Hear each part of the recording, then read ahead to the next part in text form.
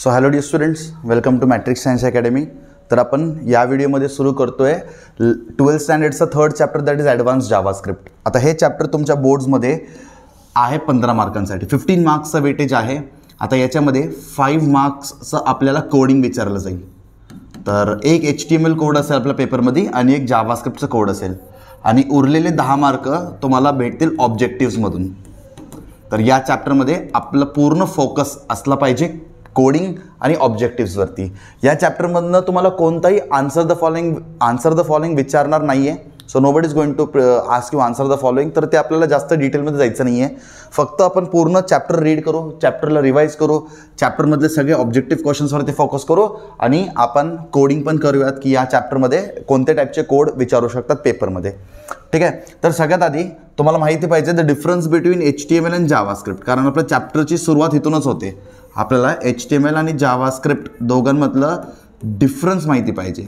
आता दोन्ही पण प्रोग्रामिंग लँग्वेज आहे. आता HTML आणि जावास्क्रिप्ट दोन्ही यूज करून आपण वेबपेज किंवा वेबसाईट बनवू शकतो.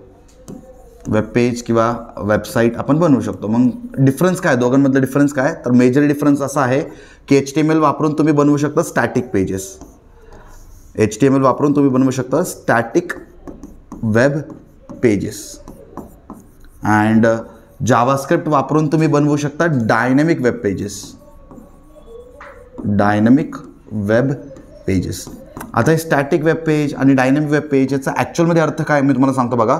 स्टॅटिक वेब पेज म्हणजे असा वेब पेज आपण बनवू शकतो ज्याचा आउटपुट चेंज होत नाही. आता फॉर एक्झाम्पल आपण फॉर्म बनवलं, आपण टेबल बनवले, भरपूर स्टाईल टॅग्स वापरले होते आपण चॅप्टर 1मध्ये. ॲडव्हान्स्ड वेब डिझायनिंगमध्ये आपण भरपूर HTMLचे कन्सेप्ट डिस्कस केलो आहे. पण आपण ज्यावेळेस एखादा आउटपुट रन करतो, आपला आउटपुट चेंज होतो का? नाही. फॉर एक्झाम्पल आत्ता मी एखादा कोड रन केलं, नंतर परत ते कोड मी ओपन करून बघितलं तर मला सेमच आउटपुट भेटणार. माझा आउटपुट असं काही चेंज होणार नाही ॲज सच, बरोबर. तर त्याला आपण म्हणतो स्टॅटिक. आणि डायनॅमिक वेब पेज म्हणजे काय? माझा आउटपुट चेंज होत राहतो. ठीक आहे. जसं मी इनपुट देणार तसं माझं आउटपुट चेंज होणार. फॉर एक्झाम्पल मी जावास्क्रिप्ट वापरून एखादा ॲडिशनचं प्रोग्राम केलं, तर मी जसं ॲडिशनचे इनपुटचे व्हॅल्यूज चेंज करणार तसं माझं आउटपुट मग चेंज होणार, बरोबर. तर इथं आपलं आउटपुट जे आहे ते कॉन्स्टंट राहत नाही, आपलं आउटपुट चेंज होत राहतो. म्हणून आपण इथं म्हणतो की by JavaScript we can create the dynamic websites and by HTML we can create the static websites. समजते सगळ्यांना? अँड जावास्क्रिप्टलाच आपण universal client side scripting language असं पण म्हणतो. सो जावास्क्रिप्टला आपण universal client side scripting language असं पण म्हणतो. आता स्क्रिप्टिंग लँग्वेज काय आहे आणि स्क्रिप्टिंग लँग्वेजचे टाईप्स काय ते आपण 1-2 मिनिटांनी डिस्कस करूच. तर आता युनिव्हर्सल क्लायंट साईड स्क्रिप्टिंग लँग्वेजमध्ये जावास्क्रिप्ट सगळ्या प्लॅटफॉर्ममध्ये सपोर्ट होतो. असं काही नाही की जावास्क्रिप्ट इथं सपोर्ट होत नाही, तिकडे सपोर्ट होतं आहे. Everywhere we can use the JavaScript, everywhere we can run the JavaScript. पण एक लक्षात ठेवा, सगळ्यात इम्पॉर्टंट पॉईंट लक्षात ठेवा, JavaScript is embedded inside HTML. हे तुम्हाला माहिती पाहिजे. ठीक आहे. तर तुमचं JavaScript is embedded inside HTML. याचा अर्थ असा आहे की तुम्हाला जावास्क्रिप्ट कोड करायचं असेल तर तुम्हाला ते HTMLच्या आतमध्ये डिफाईन करावं लागेल. असं जावास्क्रिप्टसाठी ॲज सच तुम्हाला नवीन काही प्रोग्रामिंग लँग्वेज करायची गरज नाही आहे. तुम्ही जावास्क्रिप्टला HTMLच्या आतमध्येच इन्क्लूड करता. जसं तुम्ही HTMLचं कोडिंग करता, जसं तुम्ही HTMLचा फाईलला सेव्ह करता, तसंच तुम्ही जावास्क्रिप्टच्याही फाईलला सेव्ह करणार विथ .html एक्सटेन्शननीच आपण सेव्ह करू. सगळं HTML सारखंच फॉलो होणार. फक्त आपण स्क्रिप्ट टॅग वापरून थोडं जावास्क्रिप्टचे कन्सेप्ट याच्यामध्ये ॲड करतो. पण कुठं ॲड करणार? आपल्या HTMLच्या पेजमध्येच आपण ॲड करतो. आपण नवीन काही क्रिएट करत नाही. सो जावास्क्रिप्ट कसं स्टार्ट होणार? By the script tag.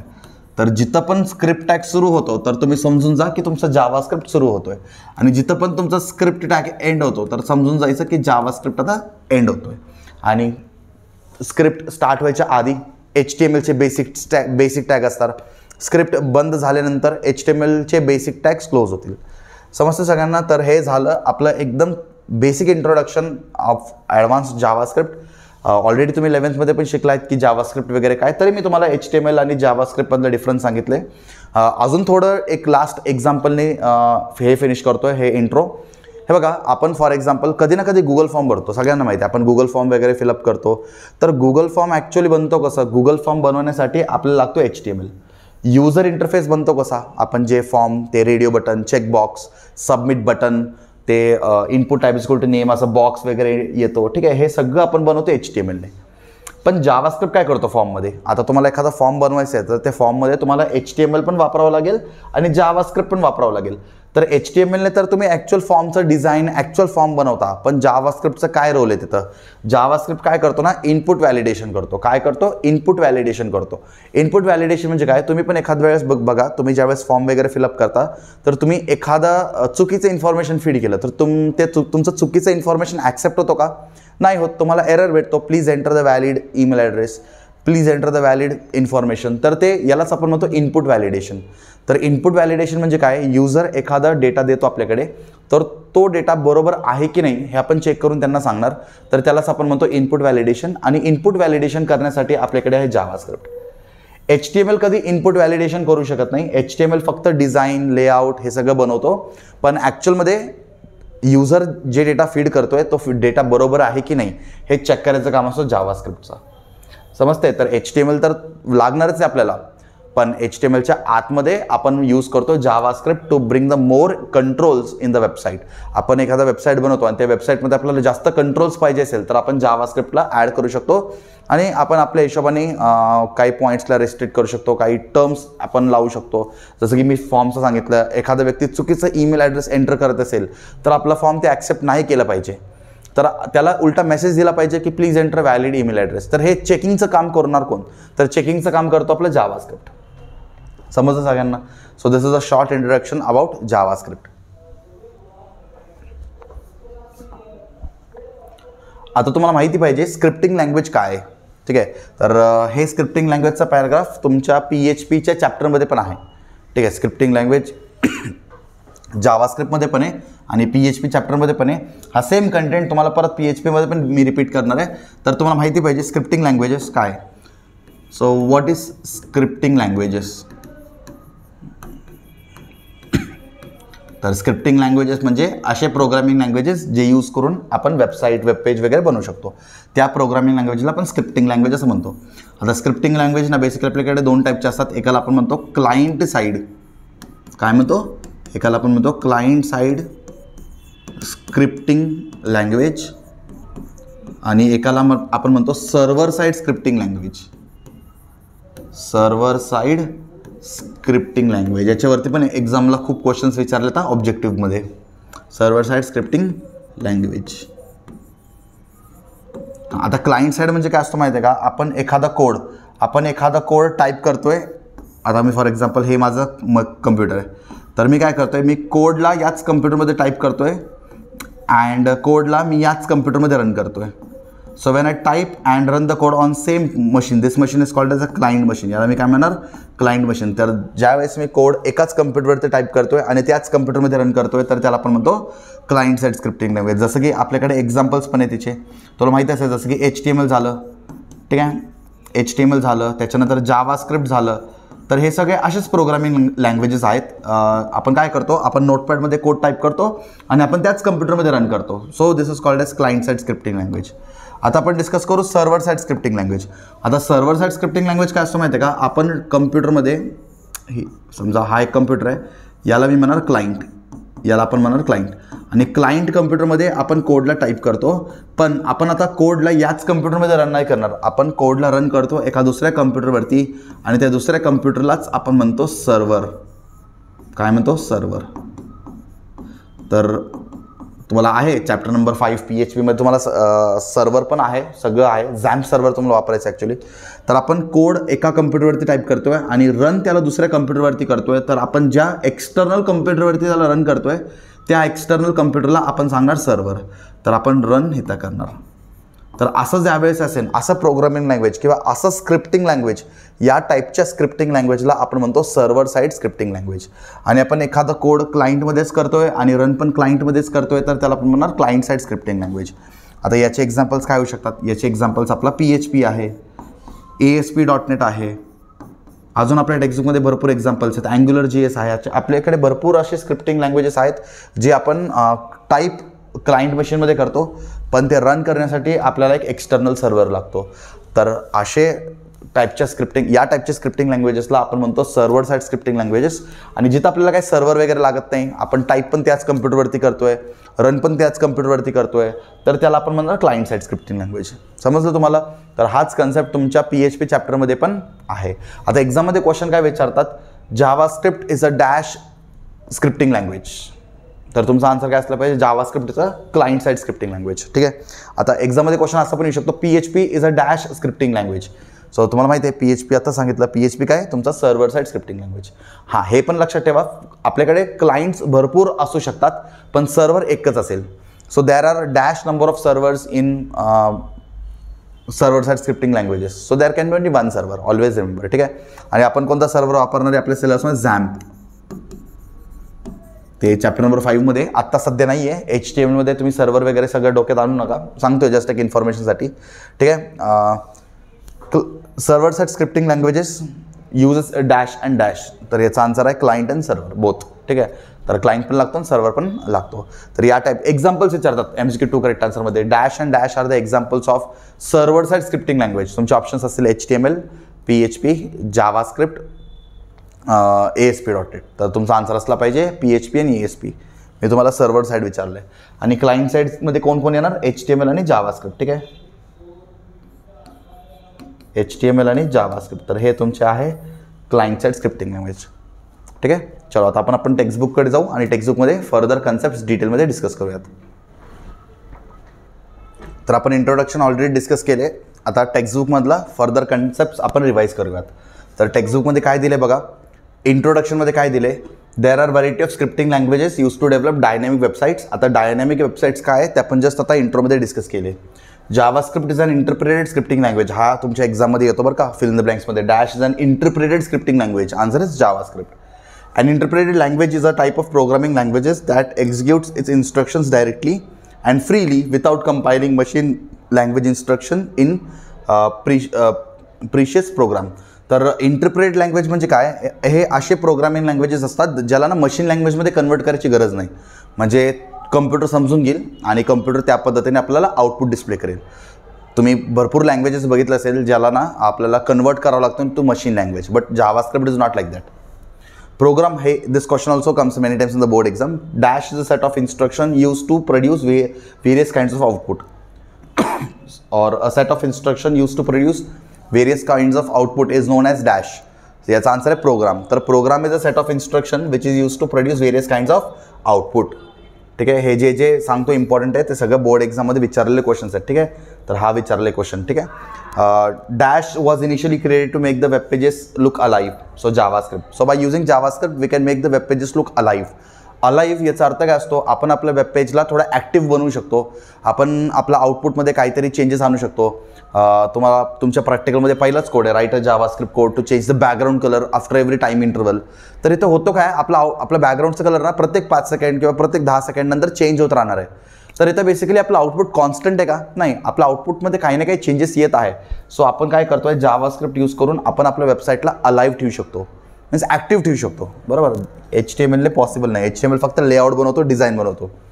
The program in this language is called as script. तर याच्यामध्ये आपण जे लँग्वेज वापरतो त्याला आपण म्हणतो स्क्रिप्ट.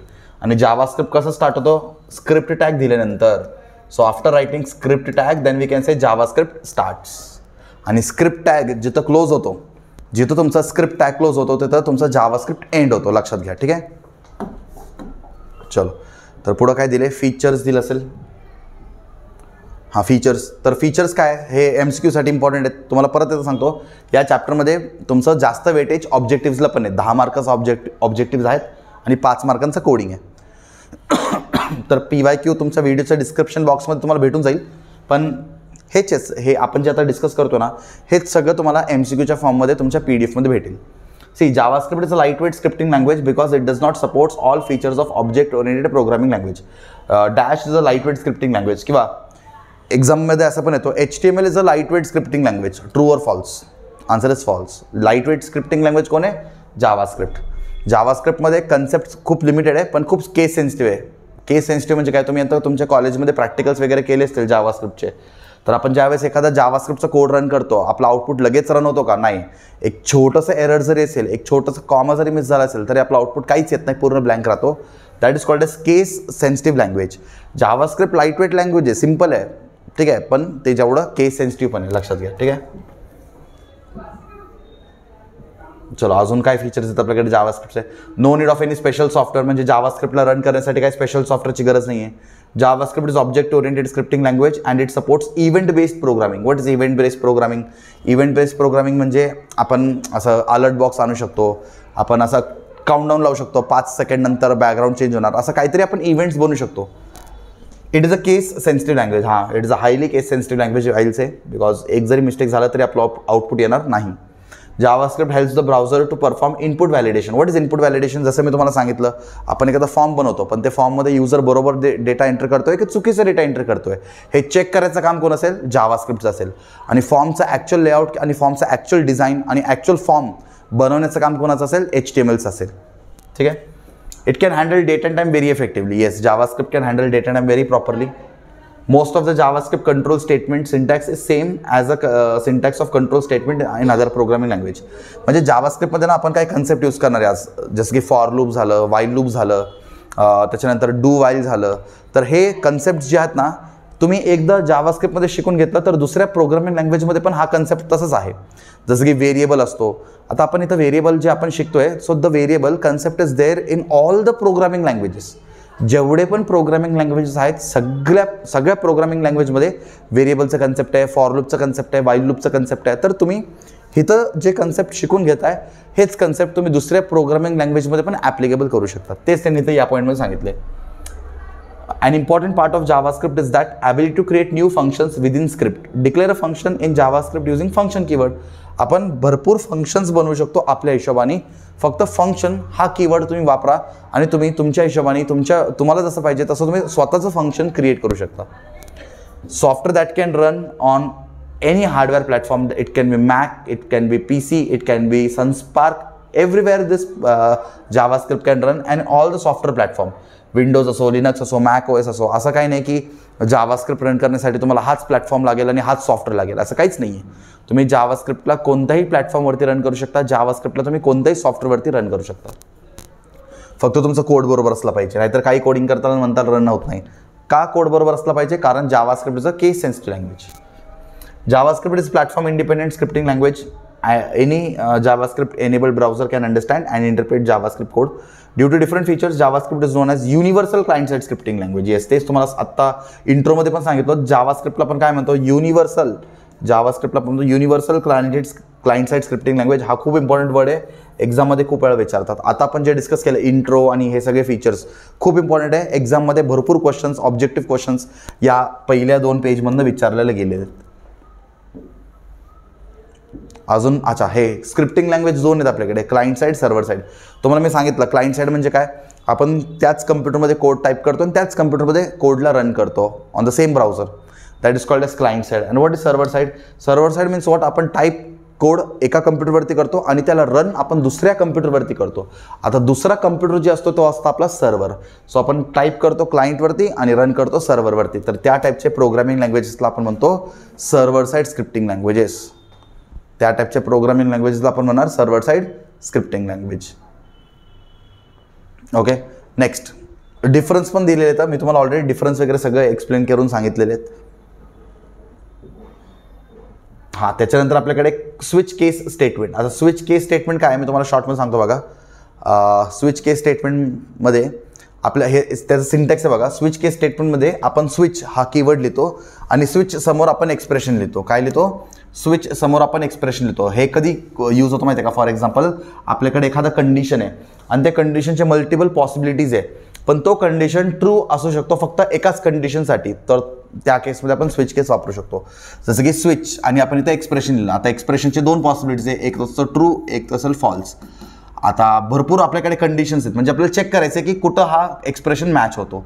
तर आपण आधी केस 1 मध्ये जाणार. समजा केस 1 मध्ये आपला एक्सप्रेशन मॅच झाला तर आपण त्याला प्रिंट करणार आणि आपण स्टॉप करणार. पण समजा केस 1 मध्ये आपला कंडिशन मॅच झाला नाही तर आपण काय करू? केस 1 मध्ये मॅच नाही झाला तर आपण केस 2 मध्ये जाऊ. केस 2 मध्ये तुमचं कंडिशन ट्रू झाला तर तुम्ही प्रिंट करून स्टॉप करू शकता. पण केस 2 मध्ये पण तुमचं कंडिशन फॉल्स आला तर आपण पुढे जाऊ. असं आपण केसला स्विच करत राहू. तर याला आपण म्हणतो स्विच केस. तर आपण स्विच कधीपर्यंत करणार, जोपर्यंत आपलं कंडिशन ट्रू होत नाही तोपर्यंत आपण प्रत्येक कंडिशन्सला, तोपर्यंत आपण प्रत्येक केसला स्विच करत राहू. आता प्रत्येक केसमध्ये वेगवेगळे कंडिशन्स असतात. माझा एक कंडिशन आहे, तो कंडिशन कोणत्या केसला मॅच होतोय ते मला बघायचं आहे. समजा माझं एक कंडिशन आहे, तो कंडिशन केस 1ला मॅच झाला तर प्रिंट होईल, नाही मॅच झाला तर केस 2 मध्ये चेक करणार, आपण चेक करणार, मॅच झालं तर प्रिंट होईल, नाही मॅच झाला तर नेक्स्ट केस. तर आपल्याकडे जेवढे केसेस आहेत आपण सगळ्या केसेसचं एक असं डेमो घेऊ शकतो. ठीक आहे. आणि समजा लास्टमध्ये आपण डिफॉल्ट लिहितो, समजा कोणत्याच केसला मॅच नाही झालं तर आपण इथं डिफॉल्टमध्ये प्रिंट करू शकतो. समजते, याला आपण म्हणतो स्विच स्टेटमेंट. तर तुम्ही तर बघू शकता, जसं की आपण इथं दिलं variable day is equal to 6. मी काय दिले, variable day is equal to 6. So I am going to go for which case, 6th case. मी तर सांगितलं ना 6. तर केस 1, केस 2, केस 3, केस 4, केस 5, केस 6, 6th केस म्हणजे काय, सॅटर्डे. तर आता माझ्या आउटपुट स्क्रीनमध्ये प्रिंट करणार सॅटर्डे. आता केस 1 प्रिंट का नाही झालं, का केस 2 प्रिंट नाही झालं, का केस 3 प्रिंट नाही झालं, कारण मी तर व्हॅल्यू डिफाईन केले, I want the 6th case. So I will print the 6th case directly, बाकी केस प्रिंट नाही करणार. अच्छा, मी समजा इथं इनपुट दिलं, इथं डेमध्ये इनपुट दिलं 2, तर तिथं प्रिंट होणार 2. सेकंड केसमध्ये कोणी ट्यूजडे, तर ट्यूजडे प्रिंट होणार. समजते. तर याला आपण म्हणतो स्विच केस स्टेटमेंट. आता फॉर एक्झाम्पल मी इथं दिलं 10. आता 10 तुम्हाला माहिती आहे 10 एक्झिस्ट करत नाही. 10मध्ये आता आपल्याकडे केस 7 पर्यंतच. समजा 10 दिलं आणि कंडिशन लास्टपर्यंत फॉल्स झाला तर आपण काय करणार, हे प्रिंट करणार इनव्हॅलिड डे. काय प्रिंट करणार पण इनव्हॅलिड डे. समजते सगळ्यांना. ठीक आहे. So this is how we use a switch case statement. आता आपल्याकडे काही लूपिंग स्टेटमेंट्स आहेत. लूपिंग स्टेटमेंट, अच्छा लूप काय असतो माहिती आहे का, लूप म्हणजे आपण एखादा स्टेटमेंटला रिपीट करू शकतो, त्यालाच आपण म्हणतो लूप. आता लूपिंगमध्ये आपल्याकडे आहे फॉर लूप, आहे, आपल्याकडे वाईल लूप आहे. ठीक आहे. तर फॉर लूप आणि वाईल लूप हे दोन्ही कन्सेप्ट्स, आपण एक काम करू, हे दोन्ही कन्सेप्ट्स आपण आता व्हाईट बोर्डवरती, आपण आता थोडं ब्लँक स्क्रीनवरती जाऊ आणि ब्लँक स्क्रीनवरती जाऊन आपण फॉर लूप आणि वाईल लूपचे कन्सेप्ट डिस्कस करूयात. आता आपण डिस्कस करूयात concept of for loop and while loop. हे इम्पॉर्टंट आहे. याच्यावरती तुम्हाला बोर्ड्समध्ये कोड पण विचारतात 5 मार्काला. आता एक मग सांगा मला, आता सगळ्यांना माहिती आहे जावास्क्रिप्टमध्ये मला काही जरी प्रिंट करायचं आहे तर आपण काय वापरतो, डॉक्युमेंट डॉट राईट. आता मला प्रिंट करायचं आहे फॉर एक्झाम्पल 1. मला काय प्रिंट करायचं आहे 1. ठीक आहे, मला प्रिंट करायचं आहे 1. तर मी काय लिहिणार, डॉक्युमेंट डॉट राईट. ठीक आहे. आणि डबल कोट्समध्ये असं 1 असं लिहिणार, बरोबर. तर आपण काही प्रिंट करायचं असेल तर आपण कोणता कीवर्ड वापरतो, डॉक्युमेंट डॉट राईट. पण आता फॉर एक्झाम्पल मला फक्त 1 प्रिंट नाही करायचं आहे, मला 1 to 100 प्रिंट करायचं आहे. मला काय प्रिंट करायचं आहे, आता मला 1 to 100 प्रिंट करायचं आहे. आता मला 1 to 100 प्रिंट करायचं आहे, तर मी काय डॉक्युमेंट डॉट राईट 100 वेळा वापरणार का, त्याच्यामध्ये काही पॉईंटच नाही आहे. मी डॉक्युमेंट डॉट राईट 100 वेळा वापरल्यानंतर माझं कोड किती कॉम्प्लिकेटेड होणार, माझं कोडचं टाईम कॉम्प्लेक्सिटी वाढणार, माझं कोडचा स्पेस कॉम्प्लेक्सिटी वाढणार, माझं कोड खूप लेंदी कोड होऊन जाईल. तर हे चुकीचं कन्सेप्ट आहे. तर आता मला 1 to 100 पर्यंत टाईप करायचं आहे, तर या केसमध्ये आपण हेल्प घेऊ शकतो लूपिंग स्टेटमेंटचा. ठीक आहे, लूपिंग स्टेटमेंट. तर लूपिंग स्टेटमेंट काय करतात बेसिकली, असे एखादं मोठं प्रिंटिंग वगैरे असेल ना तर ते प्रिंट करण्यामध्ये आपल्याला हेल्प करतात.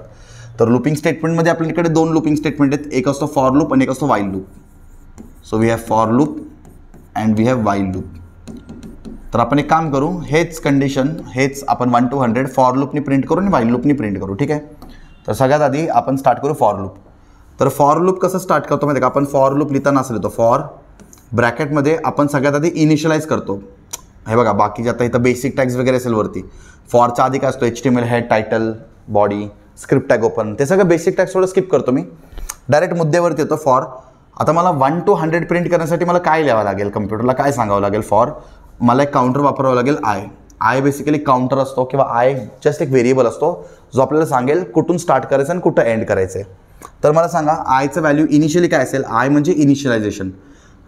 पहिलं इनिशियलाइज करतो आपण, कुठून स्टार्ट करायचं आपल्याला, प्रिंटिंग 1 पासून स्टार्ट करायचं आहे. So I am going to start from 1.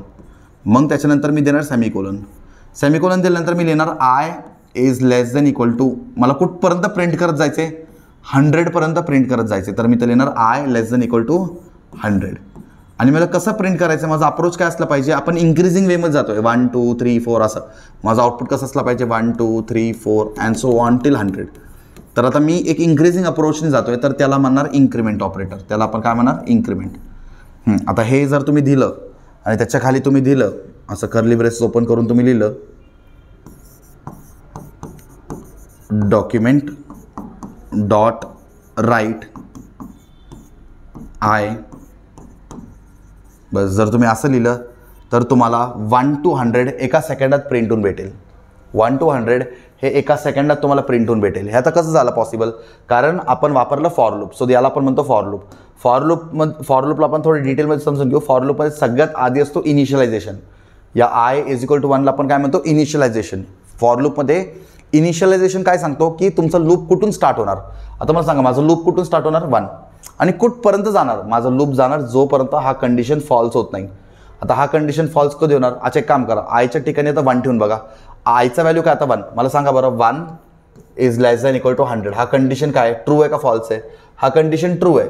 हा कंडिशन जर ट्रू असेल तर मी या स्टेटमेंटला प्रिंट करू शकतो, म्हणजे मी डॉक्युमेंट डॉट राईटमध्ये जाऊ शकतो. चला आता मी गेलो डॉक्युमेंट डॉट राईट आय. आता मला सांगा प्रेझेंट आयचं व्हॅल्यू काय. प्रेझेंट आयचं व्हॅल्यू हिथं आपण मेंटेन करू आउटपुट. आता प्रेझेंट आयचा व्हॅल्यू काय. आता प्रेझेंट आयचा व्हॅल्यू आहे 1, तो आउटपुटला 1 प्रिंट होणार.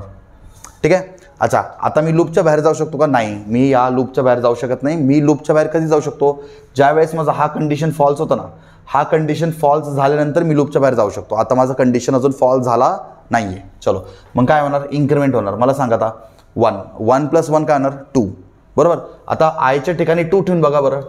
2 is less than equal to 100. हा पण कंडिशन आपला ट्रू असणार आहे. हा पण कंडिशन ट्रू असणार आहे. अरे 2 100पेक्षा छोटा आहे ना. हा कंडिशन ट्रू असणार आहे. मी काय म्हटलं तुम्हाला, कंडिशन ट्रू असेल तर आपण या ब्लॉकला एक्झिक्यूट करतो, म्हणजे या डॉक्युमेंट डॉट राईटच्या स्टेटमेंटला आपण परत रन करणार. आता मला सांगा परत आय प्रिंट होणार. आयचा व्हॅल्यू काय आता सध्या या स्टेपला आयचा व्हॅल्यू काय 2. मग आपल्या आउटपुट स्क्रीनमध्ये 2 पण प्रिंट होणार. मग परत पिक्चरमध्ये कोण येणार इन्क्रिमेंट ऑपरेटर येणार. इन्क्रिमेंट ऑपरेटर काय करणार 2चं करणार 3. मग आता मला सांगा 3 is less than equal to 100. True आहे का. हा ट्रू आहे.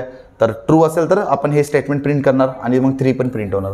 असं हे चालत राहणार 98 99 पर्यंत चालू असणार. आता एक काम करा, आपण 100 पर्यंत पोहोचलो. आपण इन्क्रिमेंट करत 100 पर्यंत पोहोचलो. मला सांगा 100 is less than equal to 100. Condition true आहे का. हा ट्रू आहे ना. इथं इक्वल टू पण आहे ना, दिसते का तुम्हाला. तिथे इक्वल टू पण आहे. इक्वल टू पण असल्यामुळं कंडिशन ट्रू आहे. तर आता 100 पण प्रिंट होणार. चलो परत इन्क्रिमेंट होणार. आता येणार 101. मला सांगा 101. आता मला सांगा 101 इज लेस दॅन 1000. हा 101 इज लेस दॅन 100. मला सांगा 101 इज लेस दॅन 100. 100पेक्षा 101 छोटा आहे का. नाही, हा कंडिशन फॉल्स होतो. जसं हा कंडिशन फॉल्स होणार आपण हे प्रिंट नाही करणार. आता आपला हा प्रिंटिंग स्टॉप होईल आणि आपण याच्या पुढे कंटिन्यू करू. याच्या पुढे जे काही स्टेटमेंट असेल ते नेक्स्ट स्टेटमेंटला आपण जाऊ. पण आपण हे प्रिंट करू शकत नाही. आपण आता आयचा व्हॅल्यू प्रिंट करू शकत नाही. का बरं आयचा व्हॅल्यू प्रिंट करू शकत नाही, कारण माझं कंडिशन फॉल्स झाला आहे आणि माझा कंडिशन फॉल्स झाल्यानंतर माझा प्रिंटिंग स्टॉप होतो. समजलं फॉर लूप काय.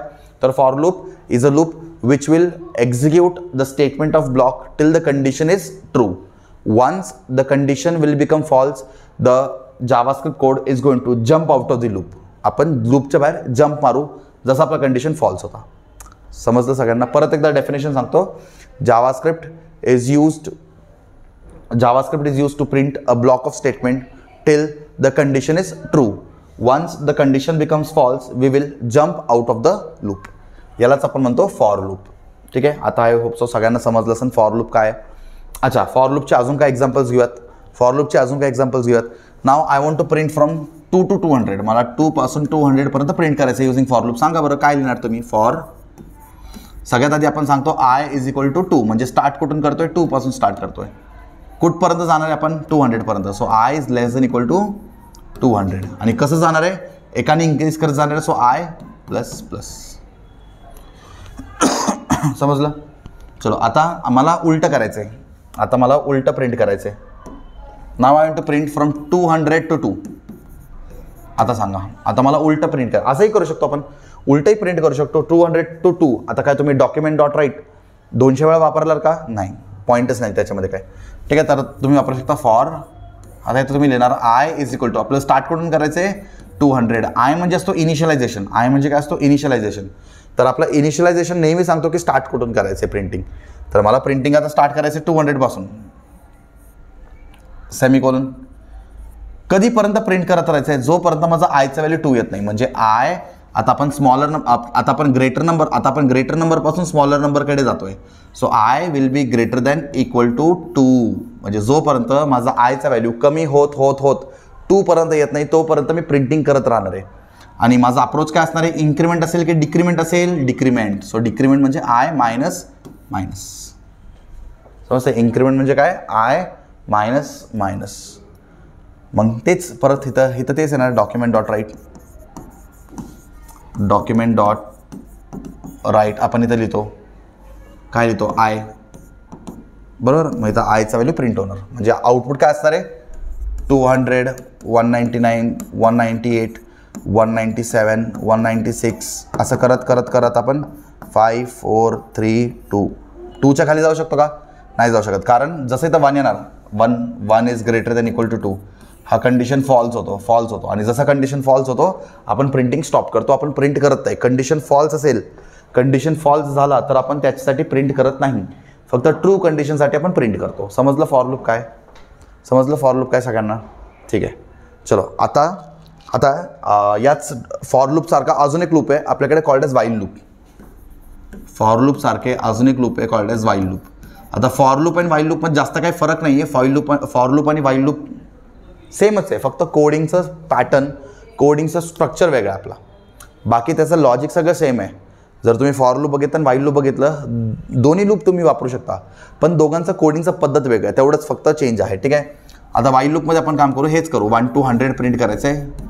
बट 1 to 100 आपल्याला कसं करायचं आहे? Using while loop. तर युझिंग वाईल लूप आपण 1 to 100 प्रिंट करणार आहे. ठीक आहे. वाईल लूपला यूज करून आपण 1 to 100 प्रिंट करतोय. तर आपण काय लिहिणार आधी? I is equal to 1. सगळ्यात आधी आपण डिक्लेअर करतो, इनिशियलाइज करतो. I is equal to 1. While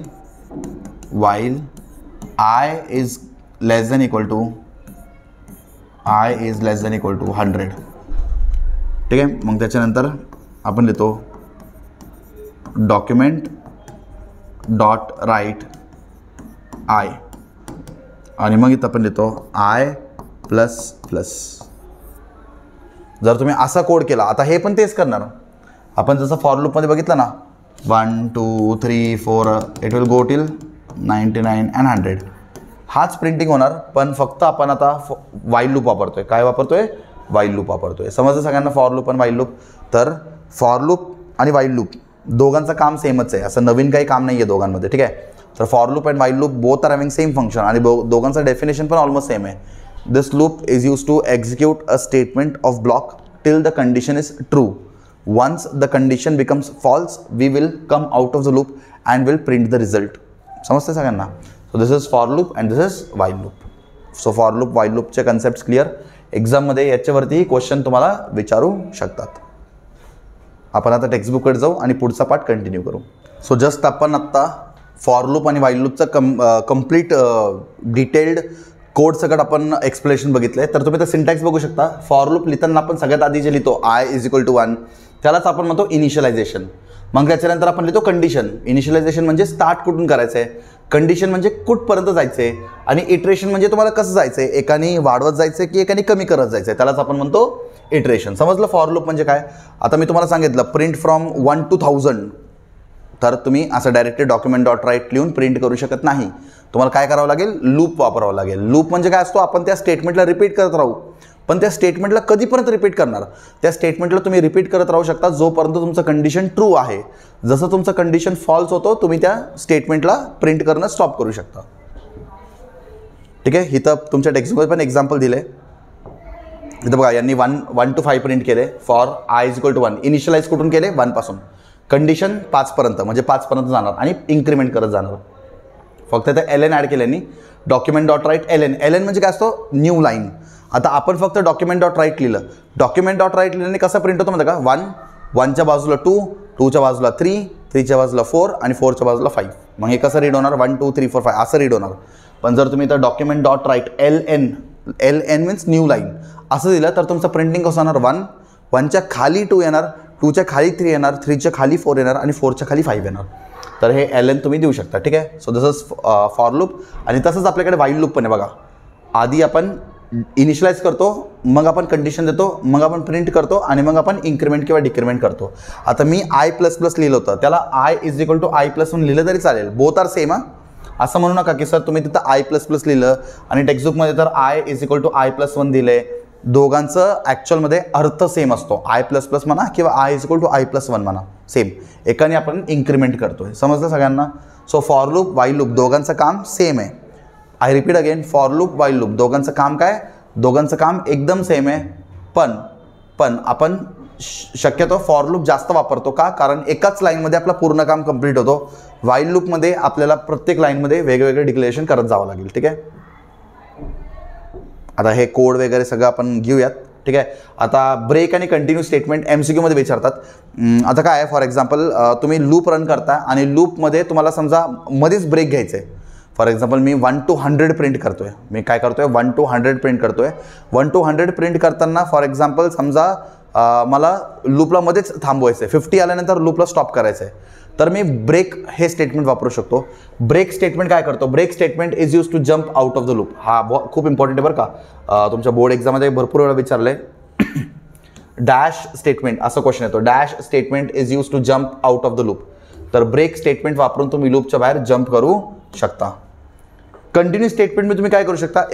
एखादा लूप तुम्ही स्किप करू शकता. For example I want to skip the 50th loop. So you can skip the 50th loop. You are printing from 1 to 100. तुम्हाला 50 to 60 स्किप करायचे आहे, तुम्ही skip करू शकता. 50 to 60 म्हणजे 10 स्टेप तुम्ही स्किप करू शकता. पण ते स्किप करण्यासाठी तुम्हाला कंटिन्यू स्टेटमेंटचा वापर करावा लागेल. ठीक आहे. Sometimes in looping it may be necessary to skip statement block and take control at the beginning for the next iteration. This is done by using continue statement in JavaScript. तर तुम्ही continue statement वापरून काहीतरी skip करू शकता आणि break statement वापरून तुम्ही लूपच्या बाहेर जम्प करू शकता. समजलं सगळ्यांना? तर परत हे तुमच्या MCQ मध्ये किंवा फिल इन द ब्लँक्समध्ये विचारू शकतात. Dash statement is use to skip the part of a loop. Answer is continue. Dash statement is use to jump out of the loop. Out of the loop jump करण्यासाठी आपल्याकडे असतो break statement. ठीक आहे. चलो, तर हे सगळं code आपण करूयात. या चॅप्टरमध्ये सगळ्यात मेन पॉईंट स्टार्ट होते ऑब्जेक्ट्स इन जावास्क्रिप्ट. DOM म्हणजे डॉक्युमेंट ऑब्जेक्ट मॉडेल. आपण एखादा कोड टाईप करतो, मग त्या कोडला सेव्ह करून आपण आपल्या कम्प्युटरमध्ये एक फाईल बनवतो. आपण जसं ते कोडला सेव्ह करतो ना, तर आपण जे कोडिंग लिहिलं ना, ते कोडिंग एक पॅटर्नमध्ये स्टोअर होतो, एक स्ट्रक्चरमध्ये स्टोअर होतो, एक ऑब्जेक्टमध्ये स्टोअर होतो आणि त्याच ऑब्जेक्टला आपण म्हणतो डॉक्युमेंट ऑब्जेक्ट मॉडेल. ठीक आहे. आपण त्या कोडला रन करताना ते ब्राउझरमध्ये रन होतो, पण आपण त्याला ज्यावेळेस नोटपॅडमध्ये ओपन करतो, so that is in the document object model. समजतं सगळ्यांना? तर आपण ज्यावेळेस एखादा कोडला सेव्ह करून आपण एखादा कोडला सेव्ह करतो, तर तो कम्प्युटरमध्ये डॉक्युमेंट ऑब्जेक्ट, तो एक ऑब्जेक्ट बनून जातो आणि तो असतो डॉक्युमेंट ऑब्जेक्ट मॉडेल. आता या चॅप्टरमध्ये इम्पॉर्टंट काय मी तुम्हाला सांगतो बघा. बोर्ड एक्झामच्या पॉईंट ऑफ व्ह्यूने इम्पॉर्टंट काय आहे? ऑब्जेक्ट्स. विंडो ऑब्जेक्टपासून सुरू होतो. आता याच्या पुढं कोडिंग बघायची गरज नाही. मी तुमचं सेपरेट कोडिंग येणार आहे. मी जेवढं सांगतो तेवढंच करा, तेवढंच पेपरला पडणार आहे. Window object. आता आपल्याकडे कमीत कमी 5-6 ऑब्जेक्ट्स आहेत. Window object, math object, string object, array object. बरोबर. अशा आपल्याकडे काय ऑब्जेक्ट्स आहेत. आता या ऑब्जेक्ट्सचे ना फक्त डिस्क्रिप्शन आपल्याला माहिती पाहिजे.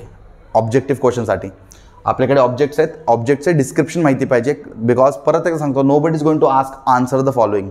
No Badi is going to ask coding. Everybody means paper they are going to ask you the objectives.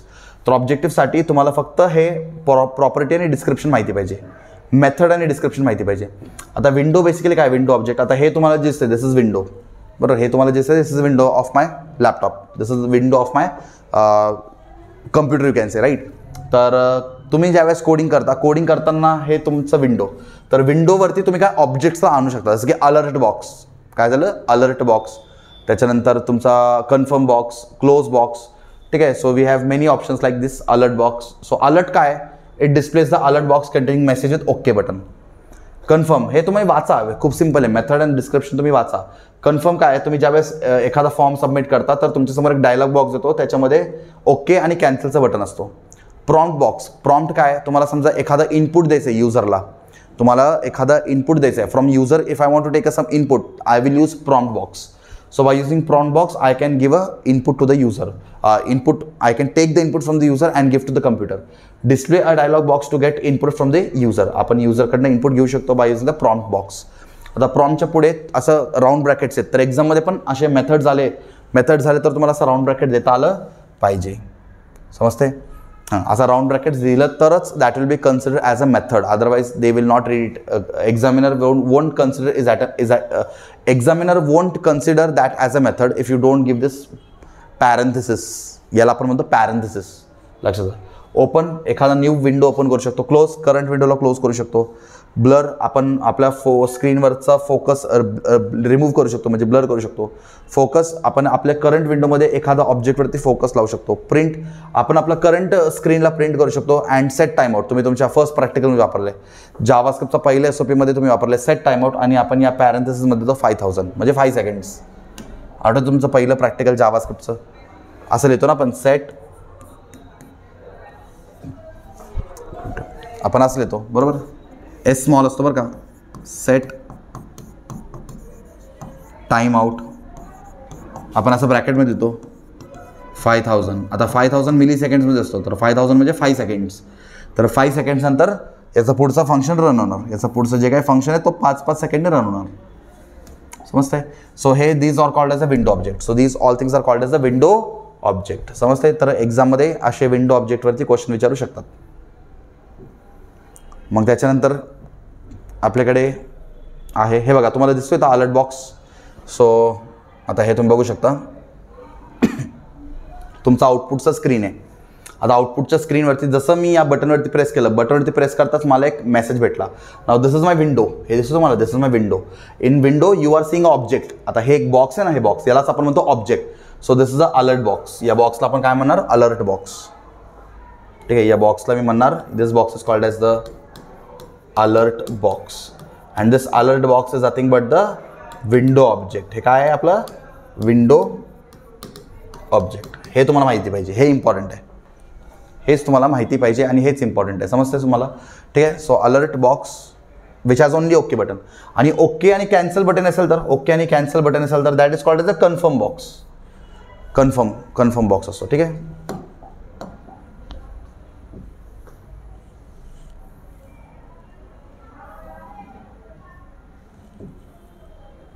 त्याच्यानंतर आपला दुसरा इव्हेंट, आपल्याकडे काही जावास्क्रिप्टमध्ये इव्हेंट्स पण असतात, जसं की on blur, on focus, on change, on select, on submit. म्हणजे इव्हेंट्स काय असतात बेसिकली जावास्क्रिप्टमध्ये? छोटे छोटे इव्हेंट्स असतात. इव्हेंट्समध्ये जोपर्यंत युजर त्या इव्हेंटला परफॉर्म करत नाही तोपर्यंत तो ॲक्शन होणार नाही. जसं की फॉर एक्झाम्पल आता आपण गुगल फॉर्म भरतो बरोबर. असं होतं का आपण गुगल फॉर्म भरतानाच आपलं फॉर्म सबमिट होतो लगेच? नाही. आपण जोपर्यंत सबमिट बटनवरती क्लिक करत नाही तोपर्यंत तो गुगल फॉर्म सबमिट होत नाही. का बरं असं आहे? कारण त्या बटनवरती एक फंक्शन आहे आणि तो फंक्शन कॉल कधी होतो? ज्यावेळेस एक इव्हेंट परफॉर्म होतो. आता इव्हेंट काय असतो? On click. इव्हेंट काय असतो? On click. जोपर्यंत ऑन क्लिक होत नाही, ऑन सबमिट, ऑन क्लिक म्हणा किंवा ऑन सबमिट, जोपर्यंत सबमिट बटनवरती आपण क्लिक करत नाही तोपर्यंत फॉर्म सबमिट होणार नाही. समजते? आपल्याकडे असे इव्हेंट्स पण आहेत. तर हे सगळं तुम्हाला माहिती पाहिजे. Now we have string object. आता स्ट्रिंग म्हणजे काय असतो? Sequence of characters. For example म्हटलं hello. So this hello is a sequence of characters, HELLO. So this is hello is a sequence of characters. या sequence of characters ला आपण काय म्हणतो? स्ट्रिंग. आता त्या स्ट्रिंगवरती पण आपण काय ऑपरेशन परफॉर्म करू शकतो, जसं की to upper case, to lower case. हे फंक्शन दिल्याने आपण कॅपिटलमध्ये कन्वर्ट करू शकतो, स्मॉलमध्ये कन्वर्ट करू शकतो. आणि हे सगळे ना इनबिल्ड ऑब्जेक्ट्स आहेत बरं का. हे सगळे इनबिल्ड फंक्शन्स आहेत. आता टू लोअर केस हे सांगितल्यानंतर आपल्या कम्प्युटरला माहिती आहे काय काम करायचं आहे. आता मेन्शन करायची गरज नाही की कसं करायचं. Already the computer knows because these all are the inbuilt objects. So we can calculate the length of the string. ठीक आहे. लेंथ एस डॉट लेंथ केल्याने काय होतो? आपला स्ट्रिंगचा लेंथ भेटतो. आता फॉर एक्झाम्पल मी इनपुट दिलं हॅलो, HELLO. माझं आउटपुट काय येणार? Length of the string is 5. Then we have some math object. Math object म्हणजे काय? आपण मॅथमॅटिक्स पण करू शकतो काय ऑब्जेक्ट्स वापरून, जसं की ABS ब्रॅकेटमध्ये एक्स. आता ते एक्सच्या ठिकाणी कोणताही नंबर असू शकतो. ABS म्हणजे it returns the absolute value of a number. कोणताही नंबरचा ॲब्सोल्यूट व्हॅल्यू फाइंड करायचं असेल तर तुम्ही हे मेथड वापरू शकता. CBRT म्हणजे क्यूब रूट. एक्सच्या ठिकाणी तुम्ही कोणताही नंबर ठेवा, तुमचं जावास्क्रिप्ट तुम्हाला त्याचाच क्यूब रूट फाइंड करून देईल. असं आपल्याकडे मिन आहे, मॅक्स आहे, SQRT म्हणजे स्क्वेअर रूट. मग त्याच्यानंतर आपल्याकडे डेट ऑब्जेक्ट आहे. डेट ऑब्जेक्ट आपण एक पॉईंट बघितलं होतं, JavaScript can handle date and time very effectively. तर आपल्याकडे डेटचे एवढे ऑप्शन्स आहेत, get time, get date, get day, set month, set day, set year. So we have lot of set time, set seconds, set month, set minutes, set hours. So we have lot of options. आता हे तुम्हाला option आहे, तुम्हाला तुमच्याकडे एकच पर्याय, हे method वाचून काढा आणि त्याचं डिस्क्रिप्शन वाचून काढा. एक्झाममध्ये आलं, ऑब्जेक्टिव्हमध्ये तुम्हाला लिहिता आलं पाहिजे. त्याच्यामध्ये एक्सप्लेन करायसारखं जास्त नाही आहे काही. मग त्याच्यानंतर आपल्याकडे असं नंबर ऑब्जेक्ट, आपण मीन व्हॅल्यू फाइंड करू शकतो, मॅक्स व्हॅल्यू फाइंड करू शकतो. Not a number, for example मी एक बॉक्स दिलं आणि युजरने त्या बॉक्समध्ये, मी वरती क्वेश्चन पण दिले एंटर नंबर, पण युजरने त्या बॉक्समध्ये एंटर केलं hello. So is hello a number? So than the user will get a message not a number, NaN.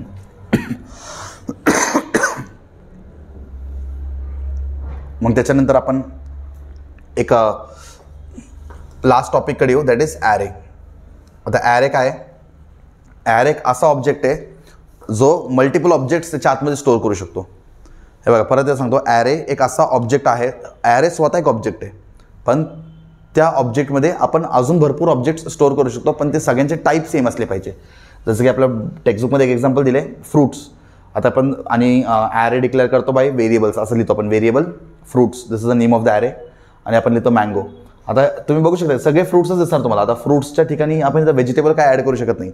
आपण एखादा नंबर लिहितो, सर सगळे नंबर असणार, आपण त्याचा टेक्स्ट ॲड करू शकत नाही. तर त्यालाच आपण म्हणतो array. Sequence of, or we can say collection of objects is called as nothing but array.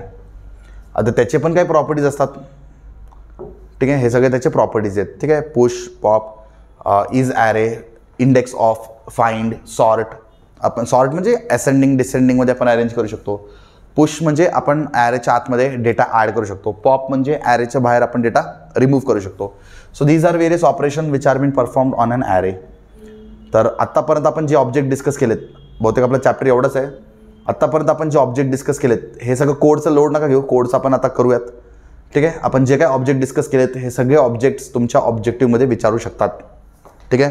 So we have completed the JavaScript theory. आता आपण कोडिंग आणि PYQs वगैरे सगळं डिस्कस करूयात, म्हणजे आपलं चॅप्टर होऊन जाईल कम्प्लीट.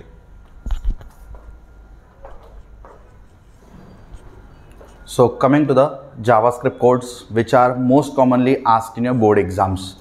तर सर्वांना माहिती आहे की कोडिंगचं इम्पॉर्टन्स काय आहे. आता आपल्या IT पेपरमध्ये सगळ्यात लास्ट क्वेश्चन असतो आपला कोडिंग. आणि कोडिंग किती मार्काला असतो? कोडिंग किती मार्काला असतो? ऑलरेडी आपण चॅप्टर नंबर 1मध्ये डिस्कस केले. आपल्याला कंपल्सरी एक HTMLचं कोड अटेम्प्ट करावा लागतो आणि कंपल्सरी एक जावास्क्रिप्टचं कोड लिहावा लागतो, बरोबर. आता HTML कोड आपल्याला 5 मार्काला असतो आणि JavaScript code 5 marks. So total from coding we are going to get the 10 marks. आता ऑलरेडी आपण वन शॉटच्या लेक्चरमध्ये HTMLची 5 मार्कचे PYQ सॉल्व केलेत आणि आय होप सो सगळ्यांनी ते व्हिडिओ बघितलं असेल आणि तुम्ही पण स्वतः प्रॅक्टिस केलं असेल PYQs. व्हिडिओच्या डिस्क्रिप्शन बॉक्समध्ये पण मी PYQचा PDF वगैरे ॲड करत जातो, ते पण तुम्ही प्लीज बघत जा. सो आय होप सो तुम्ही कंप्लीट केले. आता आपल्याला डिस्कस करायचं जावास्क्रिप्टमधले PYQs. तर जावास्क्रिप्टमधले PYQs कोणते टाईपचे क्वेश्चन्स एक्झामला येऊ शकतात आणि एक्झाममध्ये आलेलेच क्वेश्चन आज आपण प्रॅक्टिस करणार आहोत. आणि आपण लाईक कोणताही जावास्क्रिप्टचा कोड येऊ दे, बिंदास आपण कोड करू शकतो, ठीक आहे. तर फक्त तुम्ही तुमचं अटेन्शन ठेवा, PYQचं प्रॅक्टिस वगैरे करत जा. So you can also like attempt the 5 marks question of JavaScript and you can actually score the 10 marks in coding. सगळ्यात जास्त मार्क्स म्हणजे मुलांचं जे आहे ते कोडिंगमध्ये जातो बेसिकली. तर कोडिंग काही स्टुडंट्सला खूप डिफिकल्ट जातो, एस्पेशली जावास्क्रिप्टचं कोड म्हटलं की नकोच म्हणतात काही लोक तर बाबा. पण चांगली गोष्ट हे आहे की तुम्हाला PHPचं कोड बोर्ड एक्झामला नाही आहे, फक्त जावास्क्रिप्टच आहे, HTML आणि जावास्क्रिप्ट, ठीक आहे. तर ॲक्च्युअलमध्ये तेवढं कॉम्प्लिकेटेड नाही आहे. तुम्हाला कॉम्प्लिकेट का वाटतो? कारण हे लँग्वेज खूप जास्त केस सेन्सिटिव्ह आहे. केस सेन्सिटिव्ह आहे म्हणजे काय? लाईक एक जरी कॉमा मिस झालं, एक जरी सेमिकोलन मिस झालं, एक जरी ब्रॅकेट मिस झालं तरी तुमचं आउटपुट पूर्ण ब्लँक राहतो, बरोबर. तर तुम्ही फक्त बेसिक्स समजून घ्या. एक्झाममध्ये लाईक तुम्ही तुमचं बेस्ट द्या, definitely you can score the 5 marks in coding. So for coming to the first question, write a JavaScript code to find area of circle accept radius from user. आता आपण offline लेक्चरमध्ये पण हा question खूप वेळा discuss केलेले आहे आणि बोर्ड एक्झाममध्ये पण हा क्वेश्चन लाईक खूप वेळा विचारलेले आहे, ठीक आहे. तर हा एक क्वेश्चन आहे, write a JavaScript code to find the area of circle. आता जावास्क्रिप्टचं बेसिक्स तर आपण डिस्कस केले, ठीक आहे. JavaScript is embedded inside HTML. तर आपल्याला आधी HTMLचे बेसिक टॅग लिहावा लागेल, ठीक आहे. तर सगळ्यात आधी आपण लिहितो HTML. आता हेच क्वेश्चन तुम्हाला ना इव्हेंट ड्रिव्हन प्रोग्राममध्ये पण विचारू शकतात. आता what is this event driven program? हे सेम कोड आपण इव्हेंट ड्रिव्हननी पण करून बघू.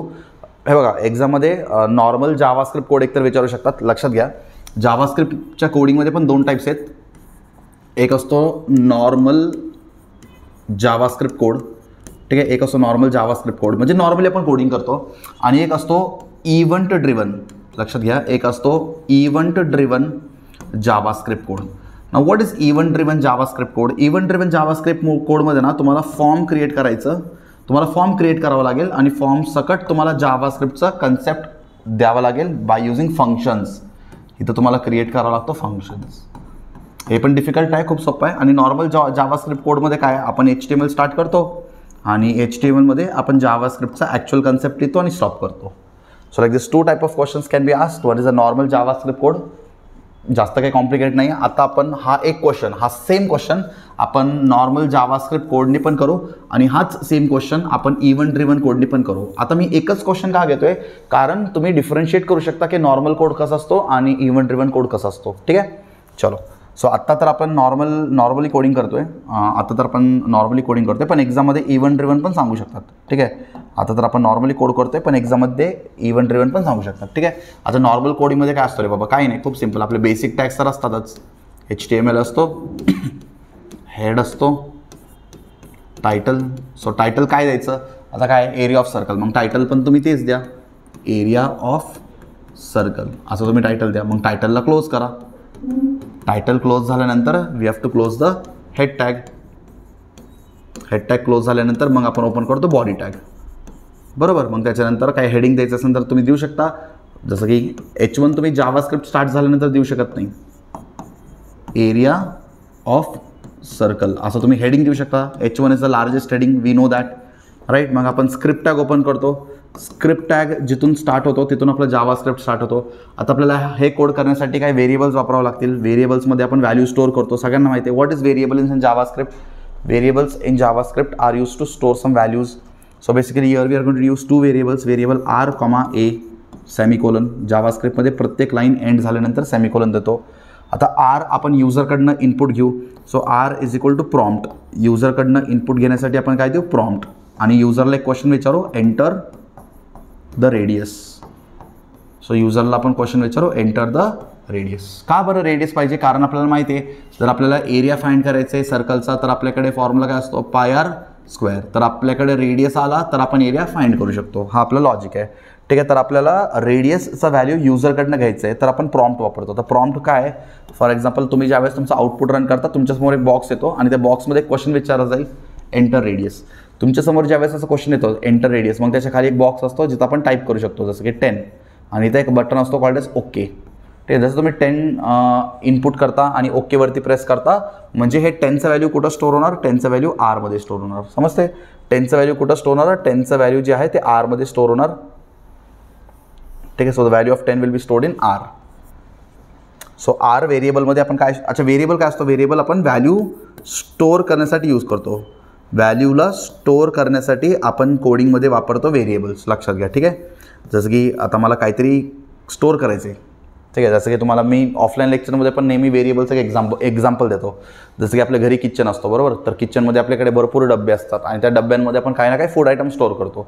तसंच कोडिंगमध्ये आपल्याकडे व्हेरिएबल्स असतात. कोडिंगमध्ये आपण व्हॅल्यूज स्टोअर करतो. जसं आपल्या घरी किचनमध्ये आपण ते छोटे छोटे डबे असतात ना घरी, बरोबर. किचनमध्ये बघितलेत की नाही तुम्ही? ठीक आहे, तर त्याच्यामध्ये आपण काहीतरी फूड आयटम स्टोअर करून ठेवतो. जसं की बिस्किटचा बॉक्स वेगळा असतो, त्याच्यानंतर आपल्याकडे स्नॅक्सचे बॉक्स वेगळे असतात. ठीक आहे, असे सगळ्यांचे बॉक्स आपण वेगवेगळे ठेवतो आणि प्रत्येक बॉक्समध्ये काही ना काही फूड आयटम आपण स्टोअर करतो. काय करतो? स्टोअर करतो.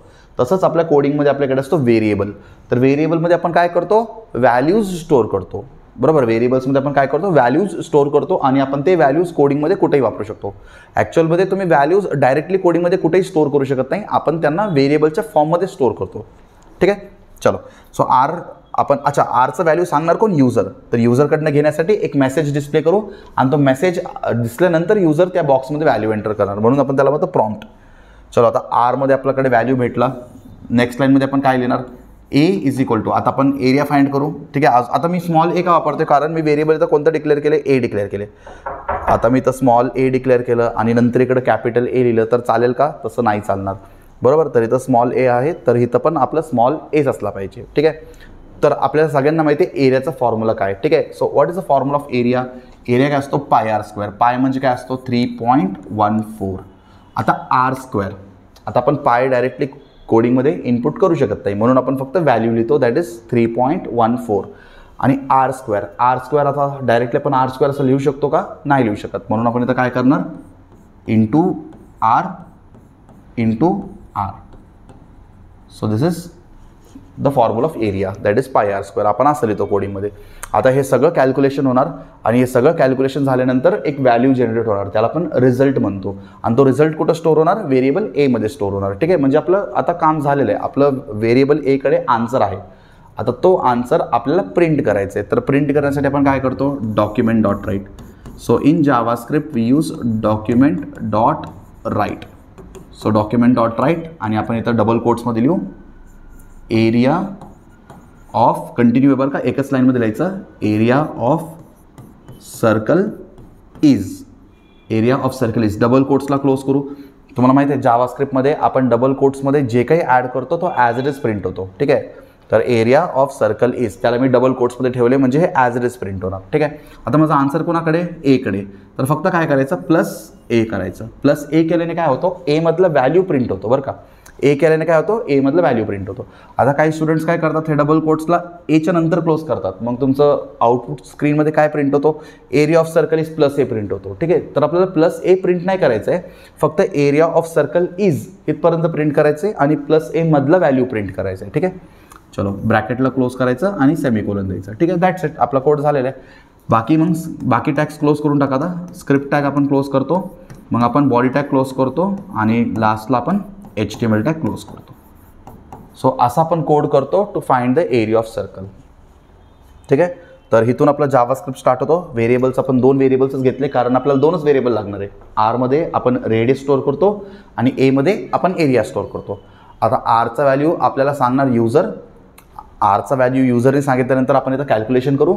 कॅल्क्युलेशन केल्यानंतर रिझल्ट आपण एमध्ये स्टोअर करू आणि मग एला प्रिंट करू. ठीक आहे. चलो, तर हे नोट करून घ्या सगळ्यांनी आपल्या आपल्या बुक्समध्ये. हे पण क्वेश्चन तुमच्या बोर्ड एक्झाममध्ये विचारलेले आहे. ठीक आहे.